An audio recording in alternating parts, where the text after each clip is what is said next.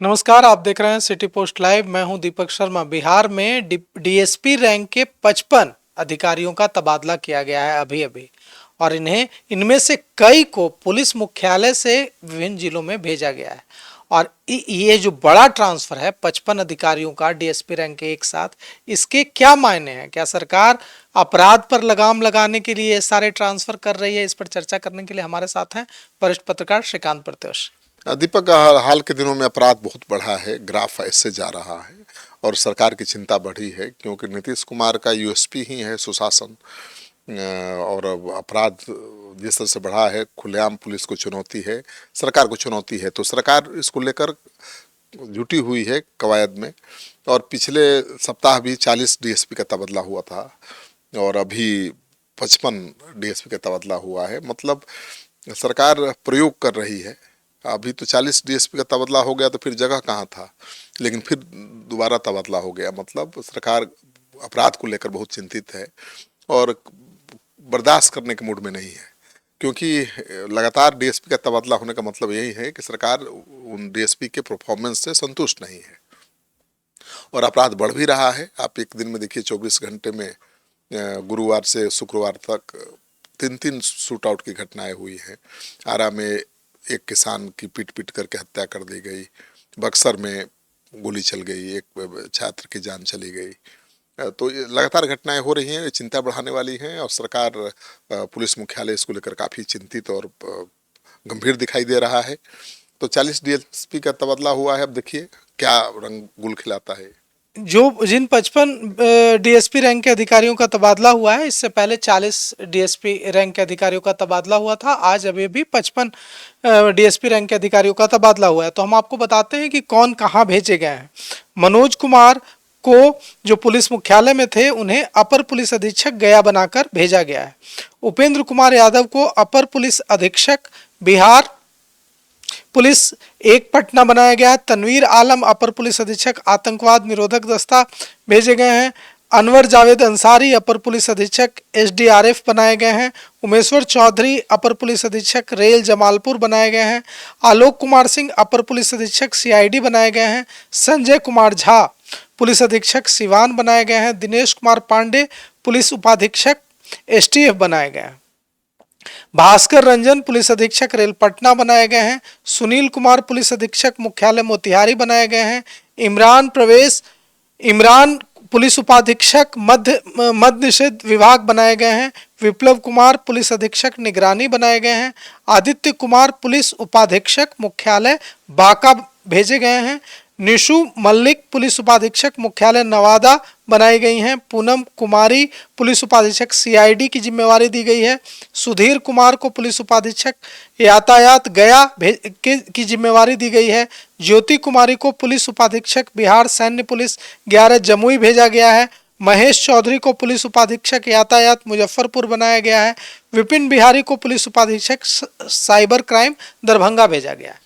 हाँ बिल्कुल, तो सरकार की नज़र हर चीज़ पर है, साइबर क्राइम से लेके ट्रैफिक, हर तरफ चाहती है सरकार निगरानी। हाँ, धड़ाधड़ गिरफ्तारियां हो रही हैं। देखिए कैसे रिश्वत लेते हुए आज भी एक व्यक्ति की गिरफ्तारी हुई है नवादा में, सिरदल्ला में, एकदम राजस्व कर्मचारी की घूस लेते हुए। हाँ बिल्कुल, वो घूस ले रहा था, वो भी किस लिए?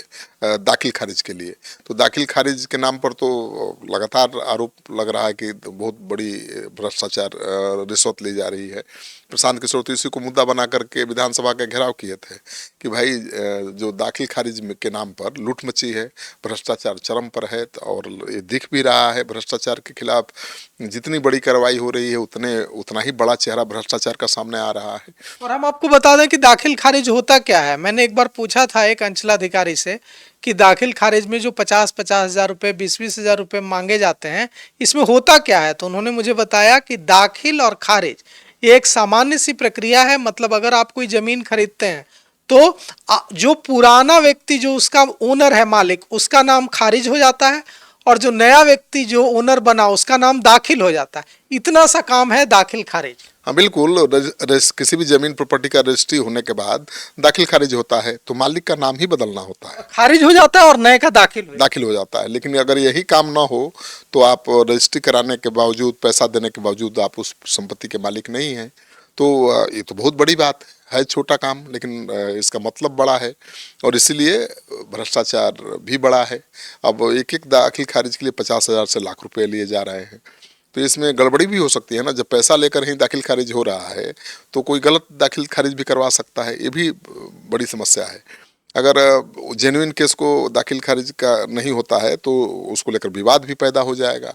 तो भ्रष्टाचार केवल दिख रहा है कि पैसे का ही मामला नहीं है, वो हत्या और जो अपराध बढ़ा है उसके पीछे की भी वजह, उसके पीछे की भी वजह है। तो दाखिल खारिज और जमीन को लेकर संबंधित विवाद विवाद ही हत्या के कारण है। पुलिस तो कह रही है कि सारी हत्याएं जमीन विवाद से जुड़ी हुई है, ज्यादातर हत्याएं।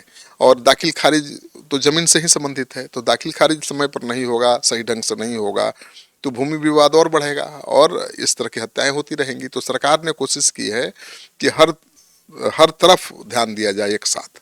तो सीआईडी को भी मजबूत किया जा रहा है, ट्रैफिक व्यवस्था को भी मजबूत किया जा रहा है, जो निगरानी टीम है उसको मजबूत किया जा रहा है कि भाई भ्रष्टाचार के खिलाफ लगातार कार्रवाई होती रहे।